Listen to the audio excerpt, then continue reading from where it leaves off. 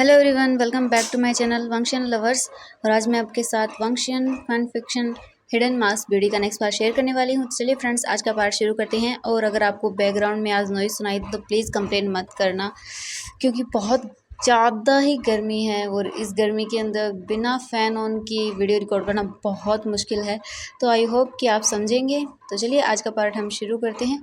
इससे पहले वाले पार्ट में हमने देखा था कि ईवो जैन को लेकर वहाँ से आ चुका था। जब जैन ने ईबो से ये पूछा कि वो उसकी हेल्प क्यों कर रहा है, वो इतना सब किस लिए कर रहा है, तो ईबो ने जैन की ओर देखा और वो उससे बोल देता है कि मैं तुम्हें पसंद करता हूँ जैन। जैन ने ईबो की इस बात का कोई जवाब नहीं दिया, लेकिन ईबो ने कहा कि उसे कोई ज़रूरत नहीं है उसे हाँ बोलने की। अगर वो उसे पसंद करता है तो ज़रूरत नहीं है कि वो भी उसे पसंद करे, बस वो उसका फ्रेंड बन के रहे। ईबो इसी में खुश है और जैन ने उसे हाँ भी बोल दिया था। ईबो ये बात सुनकर बहुत खुश हो गया था। इसके बाद ईबो जैन को लेकर इसके घर आ गया था। ईबो अब जैन को अब उसके रूम के अंदर सुला देता है और वो वहीं उसके पास बैठ जाता है। तभी उसका ब्रदर हाईक्वान ईबो के पास आता है और बोलता है, ईबो मुझे तुमसे कुछ बात करनी है। तो ईबो हाईक्वान के साथ बाहर चला जाता है रूम से उससे बात करने के लिए। और जैन अंदर रूम के अंदर आराम से सो रहा था, क्योंकि उसे मेडिसिन दी गई थी जिस वजह से उसे उन सब का असर हो रहा था, इसलिए वो आराम से सो गया था। और दूसरी तरफ जब हाईक्वान ने ईबो से कहा, ईबो तुम अब क्या करोगे? तुम जानते हो ईबो कि कार्लो और उसका डैड भी चुप नहीं रहेंगे, वो कुछ ना कुछ ज़रूर करेंगे, तो अब तुम क्या करोगे? ईबो ने अपने ब्रदर हाईकान की ओर देखा और वो बोलता है, ब्रदर चाहे मुझे कुछ भी करना पड़े, लेकिन मैं जैन को प्रोटेक्ट करूँगा, चाहे मुझे कुछ भी क्यों ना करना पड़े। मैं उसे हर्ट होने नहीं दूंगा। पहली बार उसने उसे हर्ट किया था तब मैं नहीं था, लेकिन इस बार मैं हूँ। ब्रदर आपको पता है जैन ने अपने डैड को खोया है उस कार्लो की वजह से। मैं उसे अब जैन को हर्ट करने नहीं दूंगा। ईवो के ब्रदर हाइकवा ने कहा, वांग जी क्या करोगे तुम? क्या करोगे तुम? ईवो ने कहा, मुझसे जो होगा वो करूँगा, लेकिन मैं उसे हर्ट करने नहीं दूंगा। ये बोलकर ईवो फिर से जैन के रूम के अंदर चला गया और वहाँ जाकर बैठ जाता है और जैन की ओर देखने लगता है। जैन सोते हुए बहुत ही प्रिटी लग रहा था, बिल्कुल एक डॉल की तरह इस वक्त, जिसे कोई परेशानी कोई फिक्र भी नहीं है। इस तरह जैन सो रहा था। ईवो बस उसे इसी तरह देखकर खुश था। ईवो वहीं सोफे पर ही आराम से सो जाता है। उसे पता भी नहीं चलता कि वो कब सो गया था, जैन को देखते हुए ही। अब हमें अगली मॉर्निंग का सीन दिखाया जाता है। जैन की आंखें खुलती हैं, वो धीरे धीरे अपने फेस को ऊपर करता है और अपनी आइज़ को ओपन करता है। जैसे ही जैन ने अपने आंखें ओपन की, उसे ईवो का फेस दिखाई देता है सामने जो सोफे पर सोया हुआ था। जैन उठकर बैठ जाता है और ईवो की ओर देखने लगता है। अचानक से जैन को जो ईवो ने कहा वो याद आने लगता है कि वो उसे पसंद करता है।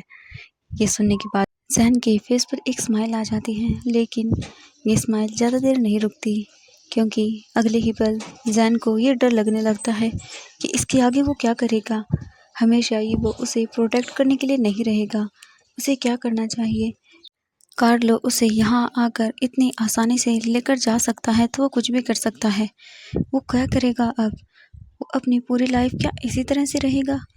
फिर उसे एक पल में ही ये लगता है कि उसे यहाँ से भी चले जाना चाहिए, एक दूसरी जगह जहाँ उसे कोई ढूंढ न पाए। जैन ने कहा कि हाँ यही सही होगा, मैं यहाँ से कहीं और चला जाता हूँ। वो मुझे नहीं ढूंढ पाएगा और नहीं मेरी फैमिली को हर्ट कर पाएगा। हाँ यही ठीक है, मैं यहाँ से चला जाऊँगा। जैन ये सब चीज़ें बोल रहा था, तभी ईवो की आंखें खुल जाती हैं। ईवो अपनी आइज़ को ओपन करता है तो वो देखता है कि जैन कुछ बड़बड़ा रहा है। ईवो जल्दी से वहाँ से खड़ा होता है और जैन के पास जाता है और बोलता है, जैन क्या हुआ, तुम क्या बोले जा रहे हो? जब जैन ने ईवो की ओर देखा तो वो बोला, नहीं नहीं कुछ नहीं, मैं ठीक हूँ। इसके बाद ईवो ने कहा कि अच्छा ठीक है, एक काम करो तुम फ्रेश हो जाओ, तब तक मैं तुम्हारे लिए कुछ खाने के लिए लेकर आता हूँ। ठीक है, तुम अलमारी से कुछ मेरे कपड़े निकाल लेना जो तुम्हें ठीक लगे और वो पहन लेना। तब तक मैं तुम्हारे लिए कुछ न्यू क्लॉथ मंगा लेता हूँ। और नहीं, मैं तुम्हारे घर से तुम्हारा सामान मंगवा लेता हूँ, ठीक है? ये बोलकर ईवो वहाँ से चला गया। जैन ने कुछ नहीं कहा। जैन बेड से खड़ा होता है और वो फिर अलमारी के पास जाता है। उसमें से वो कुछ ईवो के कपड़े निकालता है जो उसे आ जाएं और वो उन्हें लेकर वॉशरूम के अंदर चला जाता है। जैन अच्छे से शावर लेता है, अपने आप को फ्रेश करता है। उसके बाद वो शावर लेकर वॉशरूम से बाहर निकलता है और वो मिरर के सामने जाकर खड़ा हो जाता है। जैन ने यीबो की वाइट शर्ट और ब्लैक पैंट पहनी हुई थी, जो उसे थोड़ी लूज में थी, लेकिन फिर भी वो उसे थोड़ा सा ठीक ही थी, इतनी ज़्यादा खराब भी नहीं लग रही थी।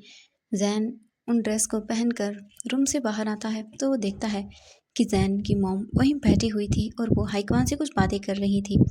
जैसे ही जैन की मॉम ने जैन को देखा, वो जल्दी से जैन के पास आती है और बोलती है, बेबी क्या तुम ठीक हो?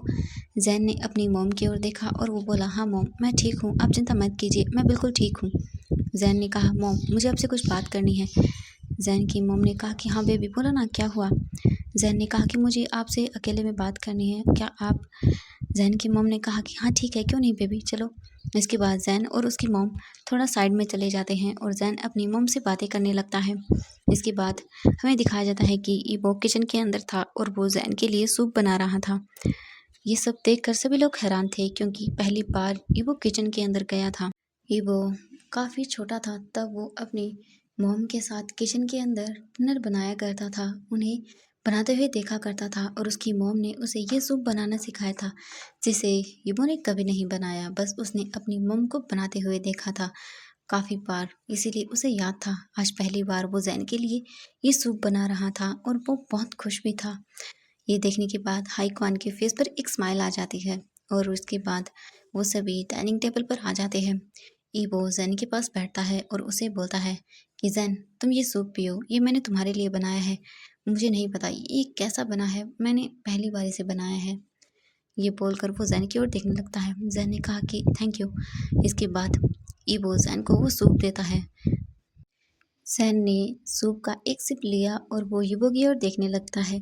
जैन ईबो की ओर ही देख रहा था। ईबो ने थोड़ा वृड होकर कहा, क्या क्या ठीक नहीं है जैन, क्या ये अच्छा नहीं है? जैन ने ईबो की ओर देखा और उसके फेस पर एक स्माइल आ जाती है और वो बोलता है, नहीं ईबो ये बहुत टेस्टी है। ये सुनकर ईबो के फेस पर भी स्माइल आ जाती है। इसके बाद जैन वो सूप पूरा पी लेता है।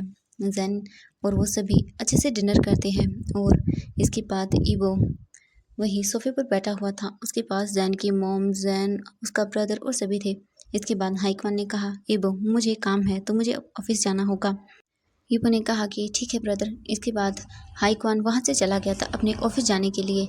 जैन ने अपनी मॉम की ओर देखा और वो बोलता है, मॉम अब हमें भी चलना होगा। जब ईबो ने ये सुना तो वो बोलता है, जैन तुम कहाँ जा रहे हो? जैन ने ईबो की ओर देखा और वो बोलता है, ईबो मैं अपने घर जा रहा हूँ वापस। ईबो ने जब ये सुना तो वो बोलता है, जैन नहीं तुम अभी घर नहीं जा सकते हो, तुम जानते हो जैन वो कार्लो वापस ज़रूर आएगा, मैं जानता हूँ, और वो तुम्हें हर्ट करने की कोशिश करेगा, लेकिन जब तक तुम यहाँ रहोगे तुम सेफ हो। जैन ने ईबो की ओर देखा और वो बोलता है, आखिर मैं कब तक यहाँ रहूँगा तुम्हारे पास ऐसे? नहीं मुझे घर जाना होगा और उसके बाद मैं ये शहर फिर से छोड़ दूँगा। मैं यहाँ से अमेरिका जा रहा हूँ। मैंने सब चीज़ें मॉम को बोल दिया है कि वो रेडी कर देंगी। मैं आज ही अमेरिका जा रहा हूँ। ईबो ने जब ये सुना तो वो जैन की ओर देखता है और बोलता है, जैन तुम्हें क्या लगता है कि तुम इतनी इजीली जा सकते हो? नहीं जा सकते हो तुम। अगर तुम गए तो वो फिर से तुम्हें ढूंढेगा और हर्ट करेगा। आखिर तुम कब तक भागती रहोगी जैन? मैं तुमसे बोल रहा हूँ ना, मैं तुम्हें हर्ट नहीं होने दूंगा, मैं तुमसे प्रॉमिस करता हूँ। जैन ने ईबो की ओर देखा और वो बोलता है, तो और मैं क्या करूं? वो मेरी फैमिली को हर्ट करेगा। मुझे समझ नहीं आ रहा है कि मैं क्या करूं। मैं अपनी फैमिली को हर्ट होते हुए नहीं देख सकता हूं। मैंने एक बार अपने डैड को खो दिया है, अब मैं किसी और को खोते हुए नहीं देख सकता हूं। मुझे नहीं पता कि मुझे क्या करना चाहिए। ईबो जैन के पास आता है और वो उसे टाइटली होल्ड कर लेता है और वो बोलता है, जैन मैं तुम्हें प्रोटेक्ट करूँगा। मैंने कहा ना, मैं हमेशा तुम्हारा ख्याल रखूँगा। और अब डरना छोड़ दो, क्योंकि अब से तुम्हें कोई भी हर्ट नहीं करेगा, ना वो कार्लो। ईबो जैन को ये सच्चे बोल रहा था। जैन की मॉम ने कहा, हाँ बेबी, आखिरकार तुम कब तक यूँ भागते रहोगी? हमें उसका सामना करना होगा। मुझे माफ़ करना जैन कि मैंने तुम्हें इस तरह से चुप कर रहने के लिए कहा। अगर मैंने तुम्हें पहले ही उसका सामना करने के लिए कहा होता तो शायद आज दोबारा से ये सब नहीं होता। मैं जानती हूँ जैन कि ये सब गलत था। तुम्हें डर कर रहने की ज़रूरत नहीं है। तुम लड़ो, तुम्हारी गलती नहीं है। जो तुम्हें छुप कर रहना पड़े, गलती उसने की है तो उसे डरना चाहिए। जब वो मेरे सामने से तुम्हें ले जा रहा था तब मुझे मेरी गलती का एहसास हुआ कि मैं कितनी गलत थी जो तुम्हें इस तरह से छुपने के लिए बोल रही थी। लेकिन अब हमें उससे डरना नहीं है, ये हमारी लाइफ है। नहीं, अब हम डर कर नहीं रहेंगे ज़ैन, अब हम उसका सामना करेंगे, ठीक है? और उसे ये दिखा देंगे कि हम उससे नहीं डरते। मिंगजी ने भी कहा, हाँ ज़ैन, हम सब तुम्हारे साथ हैं। इस बार हम उसे तुम्हें हर्ट करने नहीं देंगे। We always protect you. ये देखकर ज़ैन भी थोड़ा हैप्पी हो जाता है और वो यहाँ से जाने का प्लान कैंसिल कर देता है। इसके बाद ईवो ने कहा कि तो चलो ज़ैन, अच्छे से रेडी हो जाओ, हमें कॉलेज जाना होगा, हमारी स्टडी मिस नहीं कर सकते हम। ज़ैन ने कहा कि ठीक है। इसके बाद ज़ैन फिर से ईवो के रूम के अंदर आता है और वो ईवो के रूम के अंदर आकर अपने लिए फिर से कुछ क्लॉथ ढूंढने लगता है जो ज़ैन को अच्छे से आ सके। आखिरकार इतने कपड़ों में से उसे कुछ क्लॉथ मिल जाते हैं जो ज़ैन को फिट आ जाते हैं। ज़ैन रेडी होकर बाहर आता है तो वो देखता है कि ईवो पहले से ही रेडी है। ईवो ने कहा, ज़ैन चले। ईवो ज़ैन की ओर देखता है और एक स्माइल करता है। इसके बाद ज़ैन की मॉम थोड़ा सा वरिड थी। ज़ैन ने कहा कि मॉम, मेरा मास्क कहाँ है? ईवो ने जब ये सुना तो वो फिर से मुड़कर ज़ैन की ओर देखता है। ज़ैन की मॉम ने ज़ैन के पास जाते हुए कहा और वो उसके फेस पर अपने दोनों हाथों को रखती है और बोलती है, बेबी, अब तुम्हें इस मास्क की कोई ज़रूरत नहीं है। मैं नहीं चाहती कि तुम अभी इसे पहनो। तुम अपनी लाइफ फ्रीली जियो, ठीक है? और इससे हमें डरने की ज़रूरत नहीं है बेबी। ये बोलकर ज़ैन की मॉम उसे बोल देती है कि ईवो, इसका ख्याल रखना। ईवो ने कहा कि जी आंटी, मैं इसका बहुत अच्छे से ख्याल रखूँगा, आप चिंता मत कीजिए। इसके बाद ज़ैन की मॉम ज़ैन को गुड बाय विश करती हैं और ज़ैन ईवो के साथ अपने कॉलेज के लिए निकल जाता है। ज़ैन बहुत ही नर्वस था। जब ईवो ने ये देखा तो वो बोलता है, ज़ैन क्या हुआ? तुम इतने नर्वस क्यों हो? ज़ैन ने ईवो की ओर देखा और वो बोलता है, वो आज मैंने मास्क नहीं पहना, इसीलिए सब लोग अजीब तरह से देखेंगे, मुझे बहुत अजीब लग रहा है। ईवो एक स्माइल करता है और बोलता है कि हाँ, सब लोग तुम्हें देखेंगे तो ज़रूर। अच्छा, एक काम करते हैं, मैं ना किसी को नहीं बताऊंगा कि तुम ज़ैन हो। ये बोलकर वो स्माइल करने लगता है। ज़ैन ने कहा कि नहीं, बस मुझे थोड़ा सा अजीब लग रहा है। ईवो ने कहा कि ज़ैन, मैंने कहा ना कुछ नहीं होगा।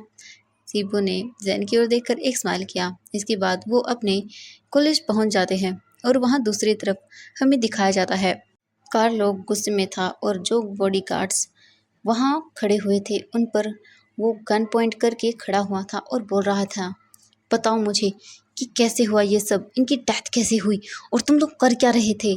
दो बॉडीगार्ड्स वहाँ खड़े हुए थे और वो बहुत ही डर रहे थे। उनमें से एक ने कहा कि बॉस, हमें माफ़ कर दीजिएगा, हम तो बस कुछ देर के लिए बाहर गए थे, हमें नहीं पता ये सब कैसे हो गया। कार्लो बहुत गुस्से में उन बॉडीगार्ड्स की ओर देखता है और बोलता है कि मुझे बताओ यहाँ क्या हुआ, मुझे तुम्हारा एक्सक्यूज़ नहीं सुनना है। कार्लो इस वक्त बहुत गुस्से में लग रहा था। तभी एक बॉडीगार्ड ने कहा कि बॉस, हमें माफ़ कर दीजिएगा, लेकिन हम पता कर सकते हैं क्योंकि घर में कैमराज हैं तो पता चल जाएगा कि घर में कौन आया था। ये सुनने के बाद कार्लो ने कहा, तो अब तक क्या वेट कर रहे थे, जाओ जाकर लेकर आओ सारी फुटेज। कार्लो ने गुस्से में अपनी बॉडीगार्ड्स को देखते हुए ये सब कहा। बॉडीगार्ड ने डरते हुए कहा, जी सर, मैं अभी लेकर आता हूँ। इसके कुछ टाइम के बाद हमें दिखाया जाता है कि कार्लो वहीं सोफे पर बैठा हुआ था और बहुत गुस्से में लग रहा था। तभी कार्लो का डैड वहाँ आता है और वो कार्लो को देखकर बोला, ये सब कैसे हो गया? तुम्हें दिमाग खराब था क्या? तुम्हारी वजह से पता है मेरा कितना लॉस हुआ है। कार्लो ने अपने डैड की ओर देखा और वो बोलता है, डैड प्लीज़, इस वक्त मेरा दिमाग पहले से ही ख़राब है, आप दिमाग ख़राब और मत कीजिए। तभी वो बॉडीगार्ड वहाँ एक लैपटॉप लेकर आता है। कार्लो जल्दी से उस बॉडीगार्ड से वो लैपटॉप ले लेता है और वो सारी फुटेज को चेक करने के बाद बोलता है, वांग ईवो, तुम्हारी हिम्मत कैसे हुई इसे यहाँ से लेकर जाने की? मैं तुम्हें छोड़ूंगा नहीं। इसके बाद कार्लो के डैड ने कहा, कार्लो, तुम्हें क्या लगता है उसने ऐसे ही ये सब नहीं किया है? तुम उसका मुकाबला नहीं कर सकते हो। कार्लो ने अपने डैड की ओर देखा और वो बोलता है, डैड, आपको क्या लगता है कि मैं इतनी इजीली उसे जाने दूंगा? कार्लो के डैड ने कार्लो की ओर देखा और वो बोलता है कि मैं तुम्हारी इसमें कोई हेल्प नहीं कर सकता क्योंकि तुम्हारे इस पागलपन के चक्कर में मुझे मेरा बिजनेस ख़राब नहीं करना, तुम जो चाहे वो करना, लेकिन मैं तुम्हारी कोई हेल्प नहीं करूँगा। ये बोलकर कार्लो के डैड वहाँ से चले जाते हैं। कार्लो ने कहा, कोई बात नहीं डैड, आप मेरी हेल्प नहीं करना चाहते तो, पर मैं इस यीबो को तो छोड़ूंगा नहीं। कार्लो जल्दी से अपना फ़ोन निकालता है और वो बोलता है कि अभी के अभी मेरी टिकट्स बुकिंग करो, मुझे चाइना जाना है। ये बोलकर वो अपना फ़ोन कट कर देता है। कुछ ही टाइम के बाद कार्लो प्लेन के अंदर बैठा हुआ था और वो अपने प्राइवेट जेट में था और वो बोल रहा था, ईबो, मैं तुम्हें छोड़ूंगा नहीं, तुम्हारी हिम्मत कैसे हुई मेरे बेबी को ऐसे ले जाने की। मैं तुम्हें दिखाऊंगा कि मैं क्या कर सकता हूँ। ईबो, तुम गए और जैन, तुम्हारी हिम्मत कैसे हुई वहाँ से जाने की, इसकी तो मैं तुम्हें बहुत बुरी सज़ा देने वाला हूँ। और वहाँ दूसरी तरफ ईबो जैन को लेकर अपने कॉलेज पहुँच जाता है। जैन बहुत डर रहा था। ईबो ने जैन की ओर देखा और वो बोलता है, जैन, मैं हूँ ना तुम्हारे साथ, ठीक है। इसके बाद ईबो जैन को कार से बाहर निकालता है और वो उसे लेकर कॉलेज के अंदर जाने लगता है। ईबो को ऐसे देखकर सब लोग बहुत शॉक थे और वो उसके पीछे आ रहे उस पर्सन को देखकर भी ईबो बस ये सब देखकर बहुत खुश हो रहा था कि आज वो जैन के साथ है और वो भी इस तरह से, उसे बहुत खुशी हो रही थी। और दूसरी तरफ जैन को थोड़ा अजीब सा फील हो रहा था क्योंकि कॉलेज के सभी लोग उसे ही घूर घूर कर देख रहे थे। तभी ईबो अपने फ्रेंड्स के पास पहुंच जाता है। जैसे ही ईबो के फ्रेंड्स ने ईबो को देखा तो वो बोलते हैं, हे ईबो, OMG, ये तुम्हारे साथ आज तुम्हारा न्यू फ्रेंड है क्या कोई?